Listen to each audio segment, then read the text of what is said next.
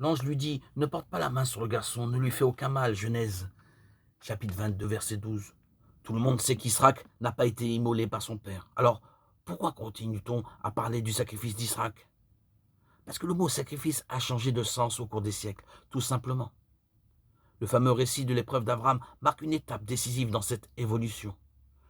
Une fois encore, il s'agit de la pédagogie patiemment déployée par Dieu au long des siècles pour nous attirer à lui et non aux caricatures que nous nous forgeons de lui. Le texte dit bien que Dieu a demandé à Abraham de sacrifier son fils Isaac. Monte-le en montée, porte le texte hébreu, ce qui est effectivement l'expression employée pour un sacrifice ordinaire. Nous pourrions traduire « offre ton fils ». Mais d'où vient que pour les hommes, offrir à Dieu signifierait détruire? Quand saint Paul nous exhorte à offrir nos corps en sacrifice vivant, Romains 12, verset 1, nous ne songeons pas à nous immoler. Nous comprenons que nous sommes invités à mettre nos corps, c'est-à-dire notre vie tout entière au service de Dieu, de son projet. C'est cela qu'Abraham devait découvrir. De bonne foi, il croyait devoir immoler son fils, comme de nombreux pères de famille le faisaient en Mésopotamie. Sa grande surprise fut de découvrir que le Dieu qu'il avait appelé ne voulait en aucun prix de sacrifice humain.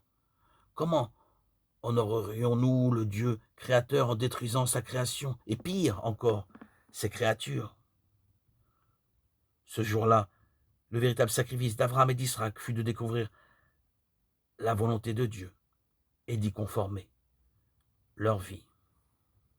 C'est bien l'objectif de tout homme et toute femme sur terre, le but de la création.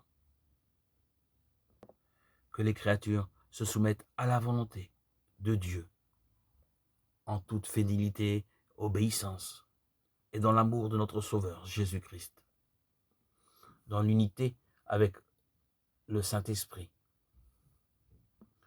dans l'unité, dans la communion avec notre Père, notre Créateur, le Créateur du monde.